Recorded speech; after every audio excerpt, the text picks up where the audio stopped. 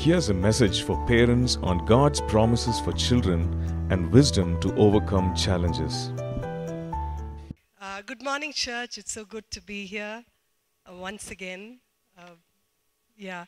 I just want to see hands of parents. How many parents do we have here? Lovely. Okay. So as part of our series that we are doing this month, we are going to be talking about parenting. A couple of months ago, as I had finished my day and was bogged down with a lot of things of tiffin boxes and homework and silly, petty squabbles of little children, and also playing judge and referee and enemy at the same time.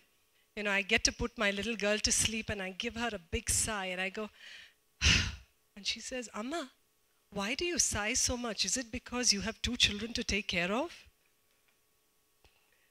I want to say that I come to you to give you this message not as someone who has mastered parenting and I'm looking back, but someone who's on the go, who's learning. And I don't bring this message to you, but I bring this message to us as parents. And I just pray that God will use me to speak certain truths about parenting. Even as we start our study on parenting, I think one of the first things that we need to really look at is what is a biblical perspective of children. Now, what we need to do is have a heart check. You just got to check and figure out what is it that you think children are. I read through this article and there came a lot of ways that people think children are. And some of the things that I read was they are people who curb your freedom. They are little people who cut short your career ambitions, okay? They are big-time responsibilities. They're financial liabilities, They take charge over your life. And some of them who had very little children, they're little inconveniences. When you look into the Word of God, God is so big on kids. You look at Psalm 123 verse 7, he'll tell you how big he is on kids. You know what it says? It says, "Behold, children are a heritage from the Lord. The fruit of the womb is a reward." So how does God see children? He doesn't see children as a burden, but he sees children as a blessing. He sees them as an inheritance. He sees them as a reward. And, in some translation it says he sees them as a gift. He said, children are a gift from the Lord. How many of you, when you get a gift from your spouse or a friend, you just shelve it into your cupboard? No, you cherish it. You make sure that, that's as close to your heart. That's how God expects us to see children. God also expects us to see children as a stewardship that is entrusted to us as parents. So we need to be stewards of something. Of what? Of making sure that we give them a legacy. We uphold a godly legacy. So our children are our godly legacy. When God asked us to raise children, he didn't give us just children. He asked us to raise godly children. So as parents, we need to view our children as people who are going to talk about the Lord for generations and generations to come. That's how we view children. Let's look at the way that we should need to see ourselves. What is the biblical perspective of parents?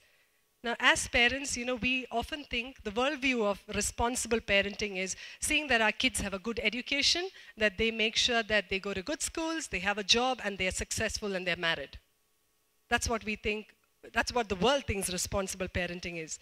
But you know what? God's heart does not say that. God's heart says it is important that our children are close to God's heart. There are 2 things that God expects of us as parents. One is that we teach them the truth of God's word. We teach them the truth of God's word. When you look into the word of God, Deuteronomy 6 verses 7 to 9, I'll just read them out to you. It says, "You shall teach them diligently to your children, and shall talk of them when you sit in your house, when you walk by the way, when you lie down, and when you rise up.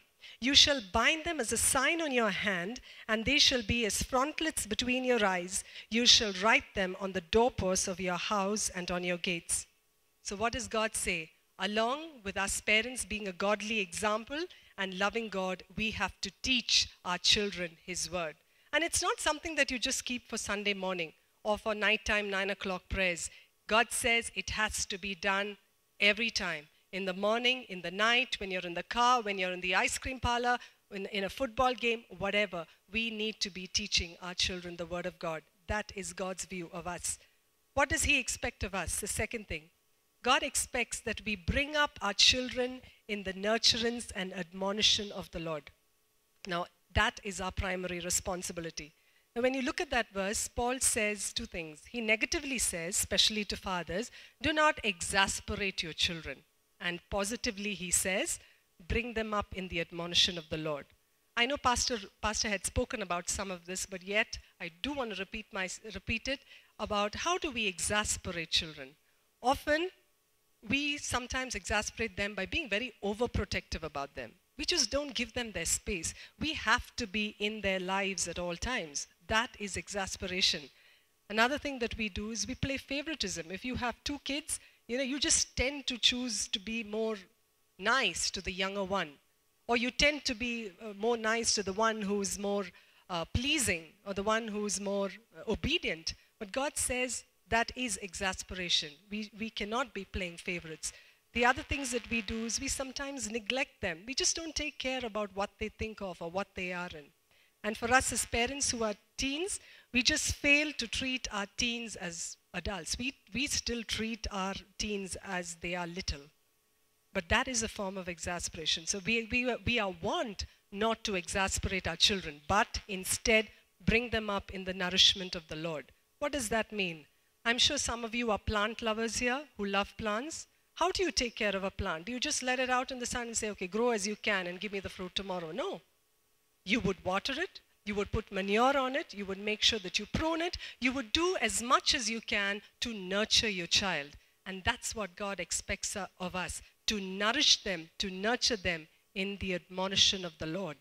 What does admonition of the Lord means? To cultivate in them things that are godly. We will look into further things about how we can cultivate things that are godly. I like what Albert Barnes says. If a man does not teach his children truth, others will teach him error.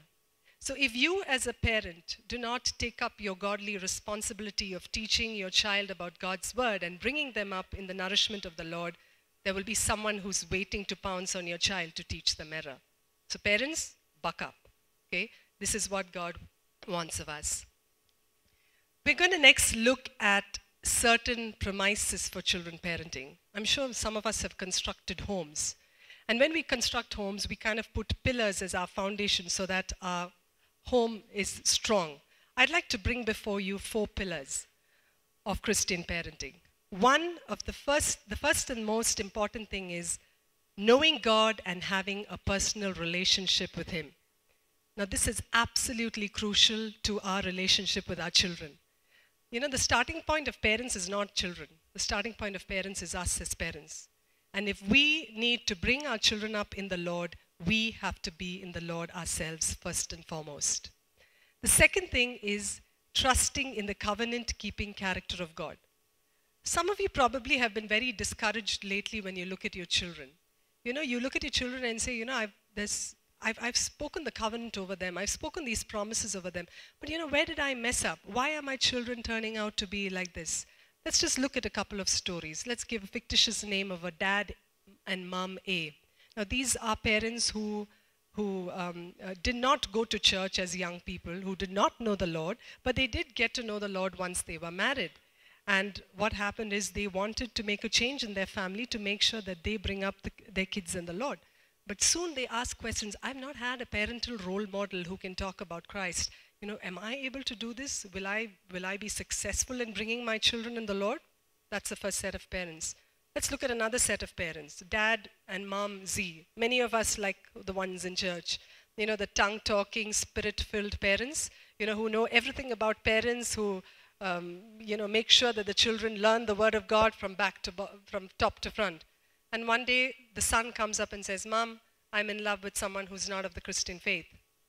And you have that question, where did I go wrong? What did I do? Have I not given the values of God to them? But let me give you an encouragement for parents such as those and us as parents. We find that in Genesis 15. I'd encourage you to go back home and read this, but I'll just kind of give you a gist of it. What it describes is the establishment of a covenant that God gives to Abraham. One day, God comes to Abraham and says, Abraham, I am your shield and your exceedingly great reward. So Abraham turns to God and says, God, what reward? I don't even have a son. So God says, I'm going to give you a son, and I promise that I will give you a son. So Abraham, really happy, he says, God, but give me a sign. I need to know that you really mean what you say. So God says, okay, I want to establish a covenant with you. Go in and get animals, cut them into half, and place it beside each other. I'm sure most of you know that this was the way the covenant was made at those times. Two parties, they will cut animals, keep it on either side, they will walk through that, and that's how they made the covenant. So Abraham is actually waiting for God to come. Does God come? No. What comes instead? Vultures.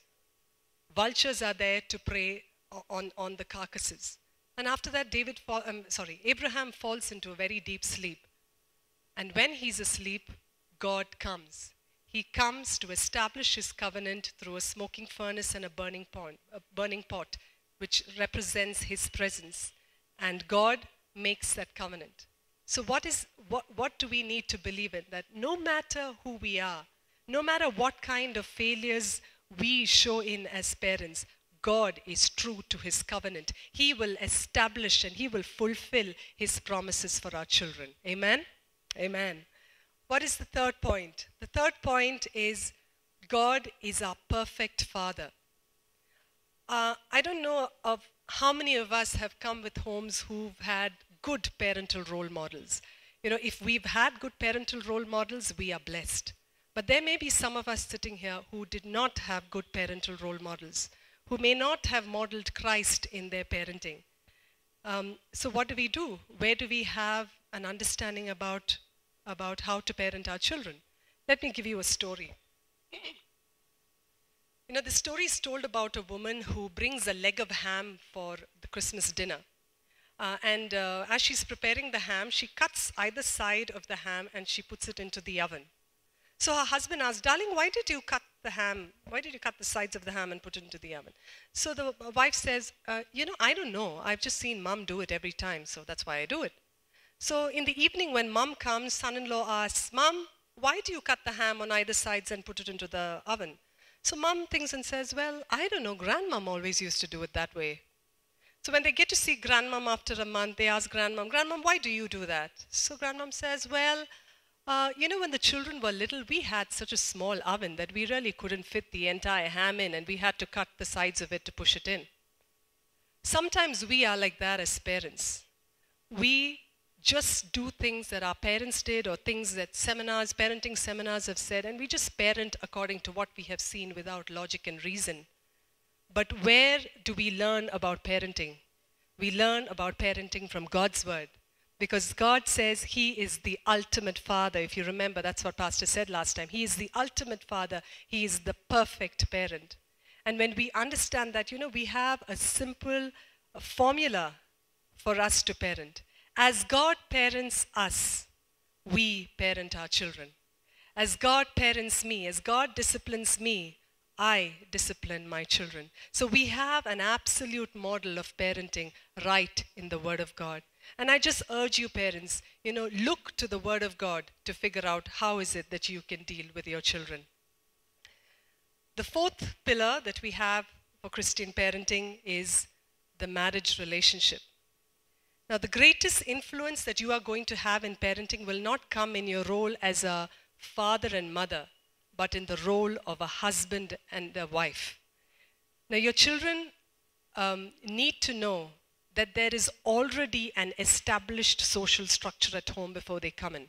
A lot of us parents think that the husband and wife is a preliminary relationship to child rearing, but it is not.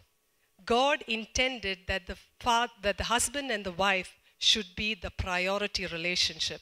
If you look back into Genesis, when God put man and woman into the kingdom, into the Garden of Eden, he didn't put children in there. He just put man and woman. And he later added children into their lives, just an expansion of God's goodness. So my plea to you as parents is that you need to look at each other to build your relationship as a husband and a wife. Because your children need to know dad loves mom, mom loves dad, and that's what they're going to be secure in. The quality of your relationship between each other definitely impacts the quality of your relationship with your children. So make sure that your children know that the husband is the head of the family and the wife is the heart of the family. Amen? So let's work on making sure that we live through these principles. Something that is very nice about the Bible is the way that parents have spoken blessing into children. If you look through Genesis, you will see that the power of blessing, how all our patriarchs bless their children. Actually, even in the Jewish culture now, fathers call their children, place their hands on them, and send them with a blessing. I put in a couple of examples: Noah, Abraham, Isaac, Jacob. They all bless their children. In fact, I stand testimony to that because my dad, right from the time I remember, anytime I used to go for an exam, a sports competition, before I got married, before I bought a bike, in fact, even this morning before I came to preach, he prayed for me. He blessed me. And absolutely that principle is so clear that God wants us to use that privilege and power to speak blessing over our children. So as parents, do make a conscious effort to bring your children, hold them, put your hand over them, and speak blessing. Because when you speak blessing, what are you doing? You advance life, you advance health, you advance growth, joy, and self-confidence. So let's use that. That's something that's simple to do. They may be playing, they may be studying. Put your hand and say, I bless you in the name of Jesus. And we're going to look at certain ways that you can. Now you may ask me, what do I bless them with? Let me tell you, we as Christians have the most powerful tool to bless our children with, the Word of God. What does it say about the Word of God? It says, death and life are in the power of the tongue. So what you say is what brings life to our children. And what do you say? Just use the Word of God. Because in John it says, the words I speak are spirit and life. So when you speak the Word of God on your children, you're speaking life. You're speaking nourishment. So I encourage you, speak your blessing over your children. Because you know that what goes from your mouth will never come back void. So when you speak blessing, it's not going to come back void. They will be blessed in the name of Jesus. I'd like you to take you through some areas where you can nurture and speak blessing to your children. Let's look at the first one. It is for their salvation. Now, in the world that we live in, we know that we are very focused on making sure our kids have good grades, they go to good schools, they have healthy bodies, they have a good character. We're very focused on that. But I think far beyond all that is, believing and hoping that they will be saved and they will reach salvation. So how can you nurture this? One of the first ways that you can nurture this is knowing that it is your responsibility to expose your child to Christ. It is your responsibility to expose your child to Christ. When you come here Sunday morning and when you leave your children in children's church, you know how much percentage of time that the children's church has with them? Just 1%. And when they go to school, there's another 15%. You know who has the chunk? We have the chunk. We have them 83% of the time. And so much is our responsibility to be able to sow the word of God in their lives. Some of you may tell me, Jean, but salvation is God's work. And I can't do anything to accomplish it for my children. That's true. I can't do anything to accomplish salvation for my children. But because that is so, how do we see our role? Do we see our role as passive, pensive, laid back, let the Lord win over them as and when? No, not at all. We have to take an active role, a hopeful role, an expectant role to sow God in them. Now, it's important for us to know how we do that. We need to make sure that we model that for them. Your children imitate you.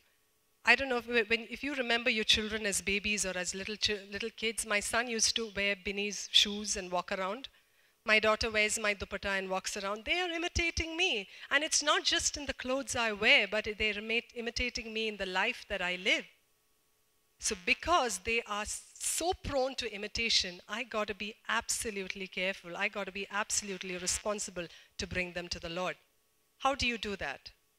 You do that by being enthusiastic about your life in Christ. Now, if you come to church and if you do things in church with a drudgery and the fact that it's so boring, oh God, it's Sunday morning, how am I going to get up and go?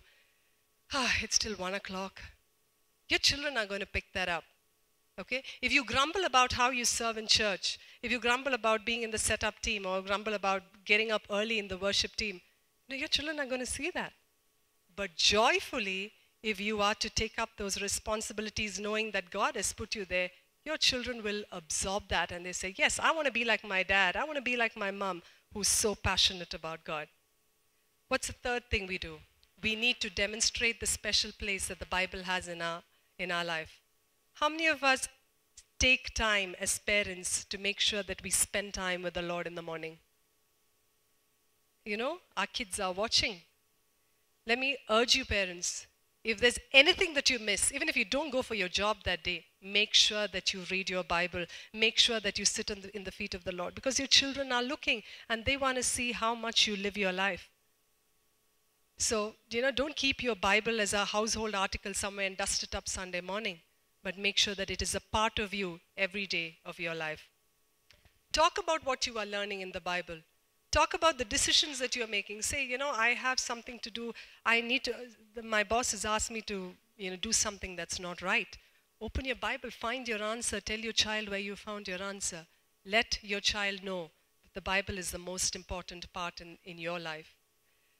Now, apart from nurturing, it is important that we speak blessing into the lives of our children. Like I said, there is power in blessing. Now, how do we do that? Now, because salvation is God's work, it should motivate us to speak blessing and pray 100-fold more. Let's see what the Word of God says in Ezekiel 11:19. He says, I will give them one heart, and I will put a new spirit within them, and take the stony heart out of their flesh, and give them a heart of flesh, that they may walk in my statutes and keep my judgments and do them, that they shall be my people, and I will be their God. So when you speak the promises of God, remember that you are asking God to give them a gift that will last forever. A gift that will last forever. During special occasions at home, I run my children through treasure hunts where I place gifts in different places and they kind of find it out. It's such a joy to see the excitement in them when they get one and they squeal with glee and say, I got this. Oh, it's so lovely. It's so nice. But how long does it last? Till the afternoon. And after that, it's done with. I can't wait for the time when my children will have everlasting joy when they receive God as their personal Savior. I know that's not going to be momentary or till the afternoon. It's going to be there for a lifetime. And I just can't wait to know that my children will get a gift that will last forever. So as we pray, let's remember that it's something that God gives as a gift to them and something that will make them absolutely joyful. When we pray for our children's blessing, we should also believe that it is in accordance with God's will. God wants our children to be saved, but then we need to be hopeful to pray for that. As it is said in 1 Timothy 2, 3 and 4. For this is good and acceptable in the sight of God our Savior, who desires all men to be saved and to come to the knowledge of the truth. So God wants our children to be saved. Sometimes there is a challenge. As little children, it's easy that they love the Word of God. You put a colorful Bible, they will read with you, they will learn memory verses, they will sing. I'm in that phase and I'm absolutely loving it. But I know there will come a time when they may really not like what I'm doing. Now, does that mean we should be discouraged? There may be some of us parents where our children are living in absolute darkness. Should we be discouraged? Absolutely not. You know what the Word of God says? Look up in Jeremiah 31:16 to 17. I'm just going to specify on verse 17. It says, there is hope in your future, says the Lord, that your children shall come back to their own border. Amen. And it's such a relief, because I don't have to worry whether my children will come up or not, because it is a promise. I don't have to plead and beg God and say, God, let them come to you. No, because it's a promise, and I know it will come one day if I am faithful in speaking that blessing and praying to God about it. Amen? Amen. Let's look at the second area where we can nurture and speak blessing. It is for the love of God's word. One of the best things that we can do is to teach our children God's word. And how do we do that? One of the ways is to teach them to apply scripture in their everyday lives. You know, if you look in the Bible, the word of God is likened to a lamp, where it gives you direction. And our children definitely need that lamp. They need to enlighten their path. So much more our teens, you know, as they grow, there are a lot of pressures, a lot of teen pressure. There's a lot of work pressure. And where do they get their direction from other than the word of God? So let's make sure that we teach them. Let me give you a couple of examples. I'm just giving you some examples from my life, not to brag, but just to completely make an illustration. About a year ago, when the kids and I were going shopping, we just noticed a couple of young men standing around and smoking. Jeremy was around 6.5 that time, and he was very curious to know what that entire thing was. So he spoke to me, he said, well, what are they doing? Why are they doing that? Why are those swirls coming up like that? So he had many, many questions. And I kind of found it timely at that point of time to just not educate him about smoking, but also to take it one step further and say, you know, Jeremy, you know what God says in his word? God says that our bodies are a temple of God. So it means that we do not abuse it and do things that's going to harm it. So then, you know, I had to take that opportunity to teach him that scripture in something that happens on an everyday. Another example is my little girl who goes to Montessori. After a month that she went in, she found that there were a lot of trinkets that were there that she could quietly put into her bag without her teacher's permission. So when she comes back home, there were crayons and all sorts of things. And one day I saw that and I said, no, what is this in your bag, darling? She said, Amma, these are crayons that I got from school. I said, did you ask your teacher's permission for it? She said, no, I just took it. I said, dear, you know, when we take things without permission, it's like stealing. And this is what God's word says, we should not be stealing. Now, it's easy for us to just think of that as a petty 4-year-old's doing. No, but I think that is far more important for us to be able to teach our children scriptures on an everyday basis. Another example is very clear in the Bible about Jesus. You know, when he was tempted by Satan, he did not use his physical ability or his intellectual ability. What did he do? He said, it is written. He says, it is written. He said it 3 times. It is written, it is written, it is written. So let's just pray that our children's heart is like good soil, where they hear the word, where they retain it, and it produces a godly character. And let's just pray that the worries of the world does not choke that from them. So it is our responsibility to make sure that we teach them to apply scripture. We also must take the responsibility to be conscientious at every opportunity to teach them something. I know a lot of us are teen parents here, and you'll probably be watching TV together. Yes? And what do you generally do when you see some kind of objectionable content on the TV? Do you quickly switch the channel and pretend as if nothing happened? Or when you're going on MG Road, you see this big billboard which has a picture you don't want to look at. Do you take a U-turn and quickly turn away? What is it that we do? How can we make that as a teachable moment? Talk about it. Say, son, you know what we saw there right now. What are your views about it? What do you think about it? What does that give you an opportunity to do? It gives you an opportunity to tell them what God's word is and the blessing that will follow when we obey God's word. Your children need to understand that you are willing to teach them things from the word of God.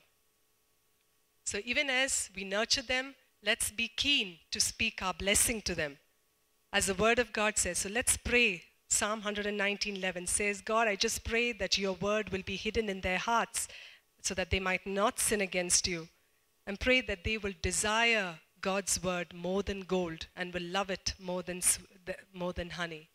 That's what our prayer needs to be. Let's look at the third one, for wisdom and discernment.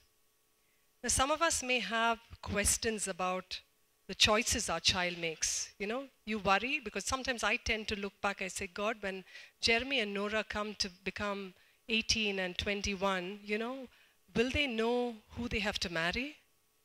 Will they know who may just manipulate them into a relationship? Will they know how to say no to drugs? Will they know anything? And these are often questions that we have. How are they going to make their decisions? When I look at those little ones, I say, God, how are they going to make their decisions? The fact is that our children's well-being depends on the decisions that they make. And we are parents who have to help them to be able to discern. Often parents I see avoid addressing certain topics with our children. Why? Because either we're very uncomfortable with it, or we have the old thinking that if I talk to them about it, they may just go into the vials of it. For example, sexuality. If I talk to my children about sex, they may just want to go try it out. But I think the contrary is true. Your children need to be empowered, need to know what things are so that they are discerned with right and wrong. So if you do not roll up your sleeve and you do not do that teaching with them, they're going to go out and find it out on books or on the internet, or they're going to find it out from friends, and that's going to be absolute error. So we need to make sure that we educate, empower our children so that they will be able to discern what is right, discern what is wrong. So my urge to you, especially for those of us who are parents of teens, it may be uncomfortable for you, but then ask God for His mercy and say, God, I want to talk about this with my teen, and get to doing so, because you are building a lifetime of wisdom and discernment for your child. How do we nurture this wisdom and discernment? One of the main things we need to do is we need to be active. We need to be a part of their lives. When they come back from school, something that I'm guilty of, I generally ask, Jeremy, what did you do for Hindi today? Because that's the biggest thing on my heart. No, I think we should just sit down and say, how was your day? What did you do? So sometimes he comes in and tells me about issues that he has with friends. Just hearing them out and hearing what kind of wisdom they used in dealing with their problems. Be active. Second is you create an environment for discussions at home. Last year, Jeremy came home saying that some of his friends had used a 4-letter word. And I heard him it would probably been very easy to say, Jeremy, that's not what we use in our home. Let's not talk about this. That not what God likes. But then I figured, I'm not giving my son an opportunity to do anything. So then I had to create an environment and say, okay, Jeremy, tell me, what do you think it is? What do your friends say it is? So be open when your children come in to discuss things with you. Your teen may come in and say, Mom, I have a crush on ABC. You go, no way. How could you do that? Never enter my home. No, create an environment where they can come to you and talk about anything, because that's where you're going to help them discern. That's where you're going to give them the best of wisdom. What's the third point? Allow your children to participate in decisions at home. Very often I've seen we as parents, if you want to make a decision, dad and mom will get into the room, close the door, have a big 1 hour of conversation and come out and say, this is what we have decided and we shall all abide by it. I don't think that is such a good practice, because where do your children know how to make decisions in life? They get to know by seeing you. So if there are decisions that you need to make, do your preliminary talk the previous night, but come back into the dining table, talk to your children and say, this is the kind of problem we have, and mom and I, and dad and I, or mom and I were kind of thinking of what we should do. Do you have any suggestions? Open it out to them. See what they have to tell you, because you never know the counsel of children. God can speak. God does not give a junior Holy Spirit to our children. He gives the same to us and them. So God can speak through them. Okay? So open out your home. Make sure that your children can help you in decisions. Role play. Play pretend games. Okay, I'm your friend and you are you. Suppose I'm a friend who's giving you a smoke. I'd say, come on, why don't you have it? Play pretend games. Figure out what your child can do, because that's how your child gets to learn how they can make decisions. Next, discuss books with your children, the things that they're reading. You know, there are a lot of characters in books that have very questionable personalities. And then I don't want my children to figure out that that is a good way to deal with things. I would rather talk to them about it and give them a discernment on who they should be believing. And lastly, begin to talk to your children about attitudes of sex, drugs, and alcohol. This is not reserved for somebody else. This is for us to do. And I'm very serious about it, because I think if we don't do it as parents, we are failing in our jobs to help our children discern right from wrong. Apart from that, how do we speak a blessing? We need to make sure that we speak the word of God in their lives, that they have wisdom and discernment. You know, I've put into verses where we could ask God that they will ask of God and they will be given that wisdom. I just want to repeat one verse, Isaiah 30:21. It says, "Your ears shall hear a word behind you saying, 'This is the way, walk in it,' whenever you turn to the right hand or whenever you turn to the left." So ask God and say, "God, I just bless my child with your voice, that they will discern your voice. They will know whether to turn to the left or to the right." And you know, when you pray for wisdom, there is a lot of bonanza with it. If you've been to Big Bazaar, you see, buy one, get 5 free. You know, when you ask God for wisdom, there are 5 free things that you get with it. I'm not joking. Look in the Bible, you will find it. Let me tell you what those 5 things are. They are provided direction and purpose. They're provided happiness, true riches, and a long life. They have an insight into character. They will bring joy to you as parents. And lastly, they will look extremely good. Don't you want that? That they have wisdom and have 5 free things tagging along? I'd love it. I'd make sure that I'd speak for wisdom, because I just have to say, God, give them wisdom, and I know all these will follow. Praise God. The next thing that we need to nurture in our children is for their character, especially in view of others. You know, we need to encourage compassion, humility, gentleness, and patience. How many of you travel in BMTC buses? I know some of us don't, but I'm sure we've done as kids. Okay. Have you noticed young people sitting tight in their seats when there is a pregnant lady standing there or an old woman? Where is the compassion? Or have you seen our little children, when they're playing, somebody has a fall straight on their face and all go giggling, ha ha ha ha, right? Compassion is lost. Or, when mom is sick and she's got high fever and she's struggling in the kitchen and kids are happy just playing. We need to inculcate that character in our children, to be able to be compassionate, to be able to be kind. If you look in today's media, everything that the children watch, starting from Tom and Jerry to all those teen shows, what is it that you see? Sorry? Violence, okay? It also shows a very selfish nature. It says a tooth for a tooth, eye for an eye. It's all about revenge. It's not about compassion and kindness.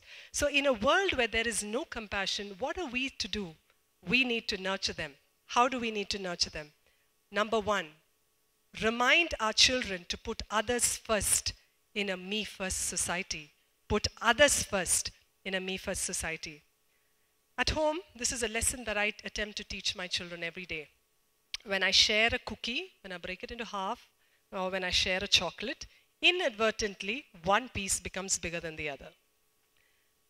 And the lucky one is the one who comes first. So they come, they look, they take it, they measure it up, bite it, and then take it to the second one and says, "You can have the smaller piece, bigger piece." When they've actually had the bite of the bigger one. So then the fact is that, I know that I have to continue impressing the fact that you got to be compassionate. You got to think about people. Maybe they don't get it the first, the second, the 100th time, but I still need to do it. Another thing that generally we teach my children about patience is we play board games. So Nora loves to have a turn after everybody. So after me, she needs a turn. After Jeremy, she needs a turn. After Binny, she needs a turn. So one day, I was so bogged down and frustrated with her. I want to go next. So, not expecting an answer in frustration, I said, Nora, who says that you have to play first all the time? And without a bat of an eyelid, she says, Satan. The fact is that I didn't have to do a discussion at all because she figured that, patience is a virtue that only God can give, but selfishness is something that is given by the devil. But it is important for us to be able to nurture compassion in our children. What is the next thing that we do? We need to make sure that we start our children in the path of serving and blessing others. I know most of us sitting here come from homes that are fairly comfortable. We probably have maids that help to do everything around our home. My plea to you parents is get your children to roll up their socks and get to doing something at home. Especially moms, if you have boys and you do everything for them, I really pity the girl who's going to come into your home.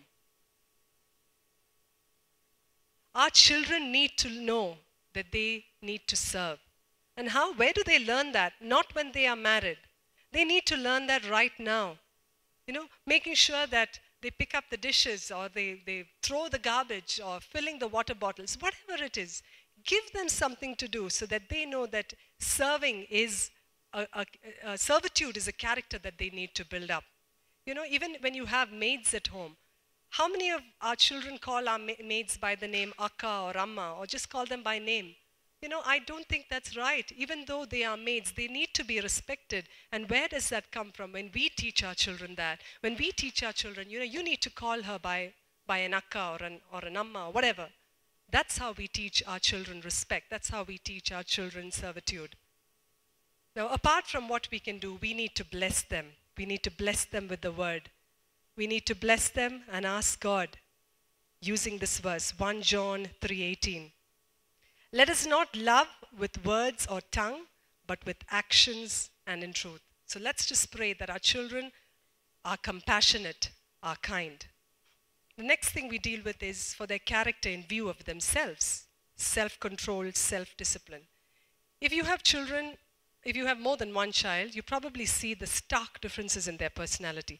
There'll be one who's absolutely pleasing and just obedient at you with a snap of a finger. There's another one who's going to drive you up the wall. I'm saying that because I have two like that at home.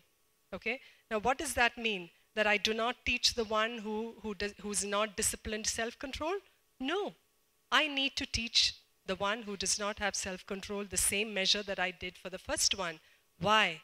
Because you know what the word of God says? In Proverbs 25:28, he says, whoever has no rule over his own spirit is like a city broken down without walls.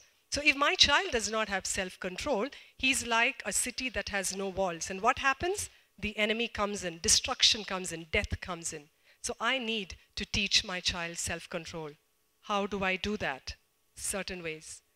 I think for us as parents of toddlers, preteens, teens, we need to make sure that there are clear and consistent rules. Not only when it is convenient for us, even when it is inconvenient. I've seen many parents allowing children to watch TV when they have a big deadline at work to do. But at other times they say, no, you cannot watch TV.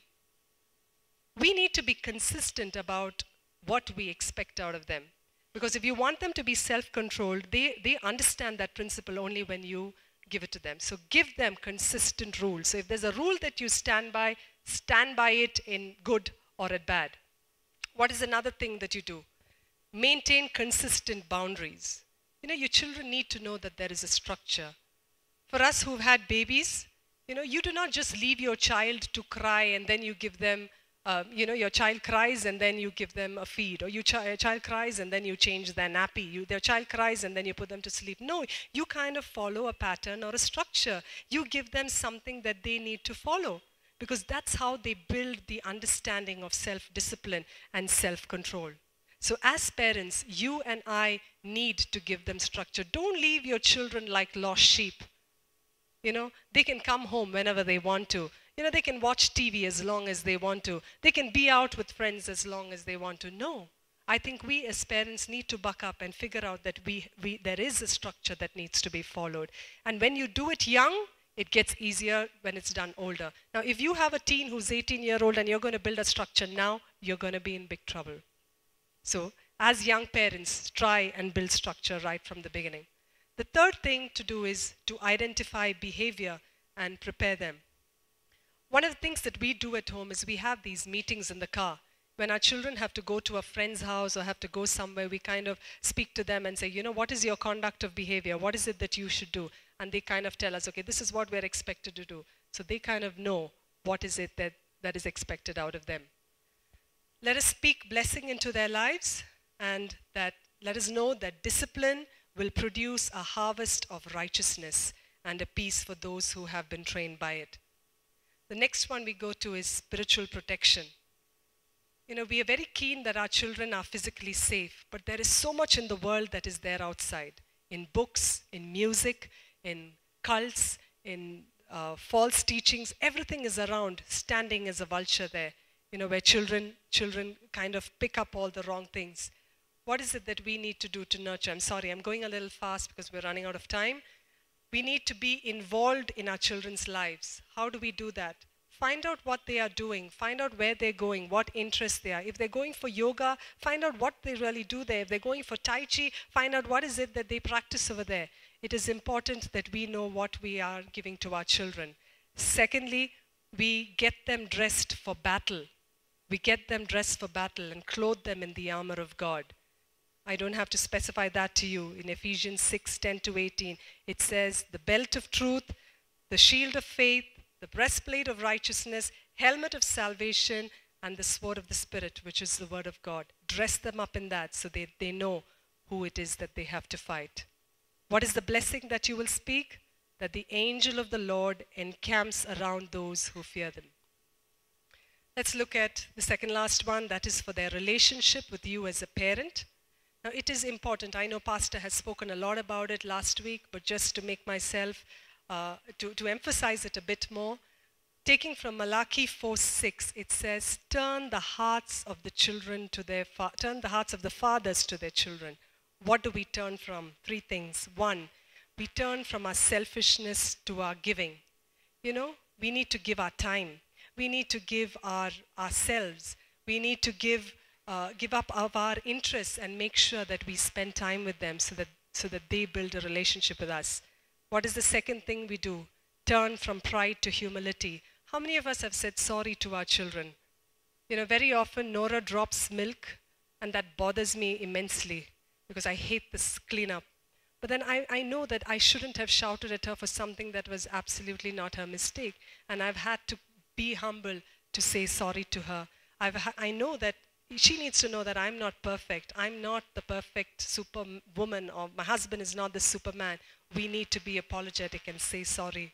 The last thing we do is turning our preaching to doing. How many of us tell our children to put the shoes in the shoe rack, but we don't? That happens very often in my home. And we ask our kids to do it sometimes. But no, we need to get to doing more than we need to preach. Another thing that we need to do is helping them and nurturing the relationship with their friends.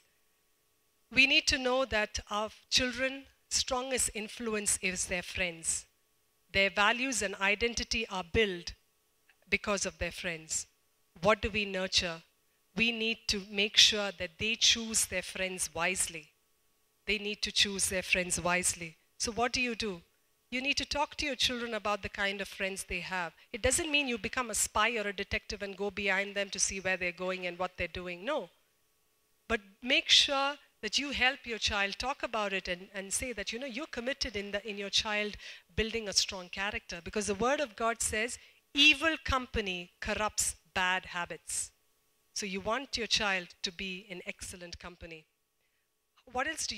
Get to know your child's friends. Meet with them. Call them home for dinner. You know, drive them to college, whatever.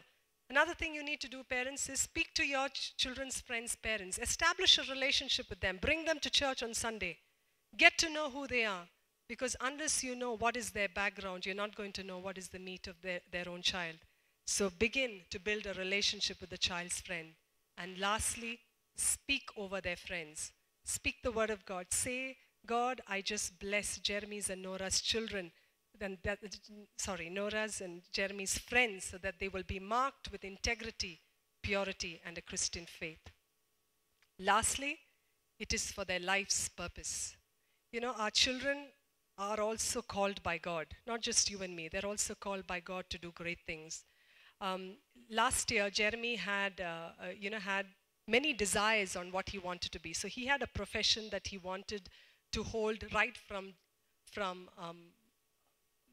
Monday to Sunday. So Monday he wants to be an astronaut, Tuesday a baker, Wednesday a florist, all the way down, and Sunday he wanted to be a pastor. And thank God for the influence of pastor in his life. But the fact is that, you know, it is just to nourish and just to enrich what they have desired, although now it has come down to 3. But then we believe that, you know, God has called our children into a greater calling. So let's just speak the word of God into their lives and bless them using this, because God knows the thoughts and plans that he has for them, thoughts of peace and not of evil, for a future and a hope, and that the Lord will perfect things in their lives. As we close, I just have a word for couples who have no children. I know you're in this journey with a lot of pain, and nobody can claim to understand what you are going through. You may be without child today, but definitely not without hope, because our hope comes from the Word of God. And the Word of God says, be strong and courageous. Do not be afraid or discouraged, for the Lord your God is with you. He says, this is your confidence, that if we pray according to his will, he will hear us and give us what we ask for, because our desires are in agreement with his thoughts for us. And lastly, I think this is a very hopeful verse. He grants the barren woman a home, like a joyful mother of children. So I'd like you to just hope and believe in the word of God. In conclusion, just an encouragement for us as parents. Remember that parenting is none of our doing. It's not what I or you do. It is only his presence, because he is a God that keeps his covenant. We may fail every day. We may make mistakes every moment of our lives. But then we know that God is the one who fills up for us. And the sooner we realize that it is not about us, it's not about what I do, but it is about God. The sooner we realize and stop focusing on our weakness, but focusing on God's power and love, we will move from parenting out of fear into parenting out of faith. And we know, because when God is in control, when he is the covenant-keeping God, that our children will be taught of the Lord, and great will be their peace. So just the encouragement that I have to give you is, wherever we are, whatever we've done, whatever guilt we may be feeling today, let's just know that we can trust the God of covenant to make sure that he will establish his promises in our children. I hope you were blessed like how I was blessed doing the study. I thank you.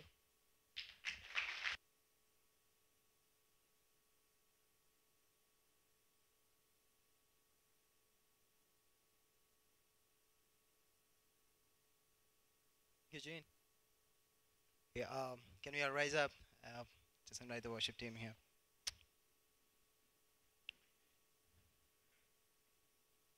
I think it's a wonderful time, and I'm listening to God's word, something which is very special. I think nothing can get special than thinking about our families, the closest relationship on earth.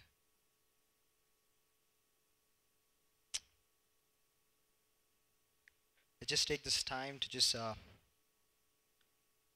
bring our families into God's presence. Now God, this word would have touched each and every one of us in different ways.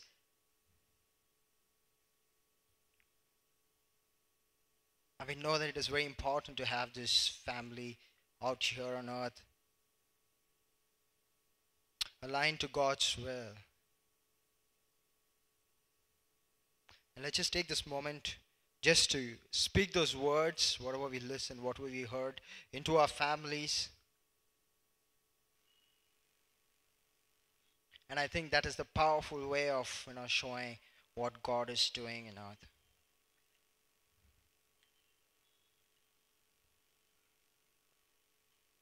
parents, I just want you to just think about your children. I know some of you would have just wondered, I wish, I could have this relationship with my children. Some of you might just think, I wish, I have this kind of a relationship where I can just talk to my kids like this. I can raise them up in such a fashion. Or even kids, you might just wonder, I wish I have this kind of a parent.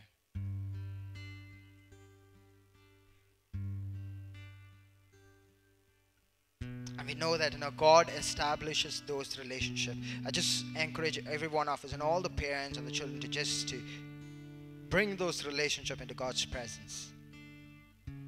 And if some of you feel that, maybe that relationship needs to be restored,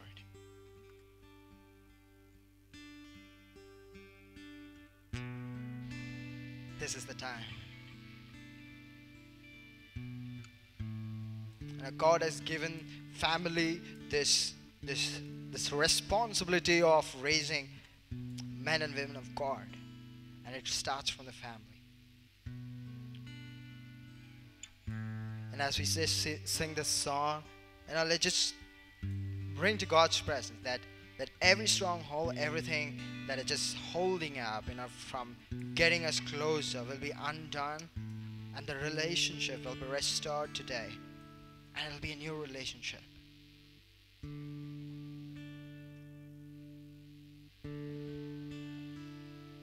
here in your presence,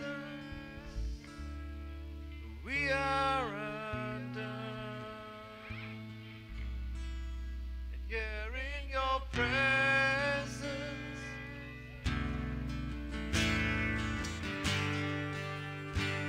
you sing. And here in your presence, all things are new. Here in your presence, everything bows before you. Here in your presence, we are undone. Here in your presence, heaven and earth become one. Could you sing here in your presence? Lord, you make all things new. All things are new. Here in your presence, everything bows before you. And here in your presence, we are undone. Here in your presence, heaven and earth become one. Here in your presence, all things are new. Here in your presence, everything bows before you. God, we just thank you, Father. We praise you, Father. We just thank you that you're undoing everything, every hatred, every stronghold that is standing against this relationship, so Father. And we thank you that, God, you're undoing everything. You're making everything new. You're restoring everything new today, oh Father. And you're listening to every cry of every parent here in this very hall, oh Father.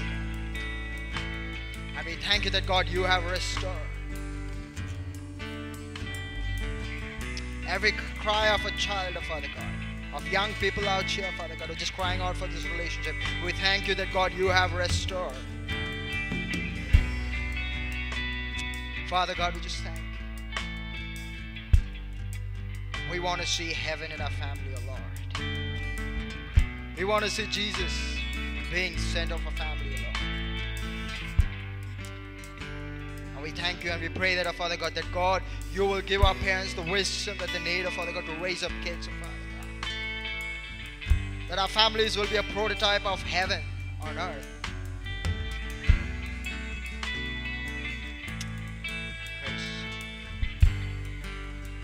And we also pray for, Lord Father God, every single person. Maybe if they're just thinking, oh, wish I could have this kind of a parent. Wish I could have this kind of relationship. Father God, we know that our relationship with you is greater than everything else, oh Father God. And we pray that, oh Father God, that God, you will create such relationship for them, who can guide them, who can lead them, who can show all the love, Lord Father. Oh, we praise.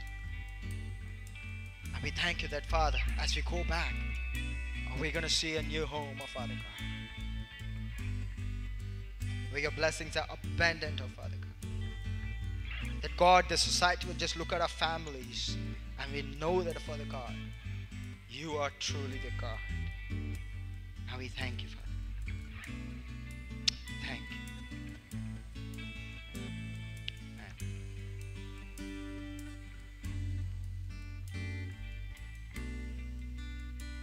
If you believe that God really touched your heart today, if you believe that God really restores this relationship,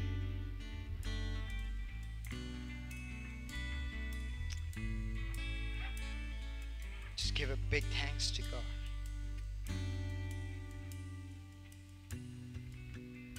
And we thank you, Lord. Thank you.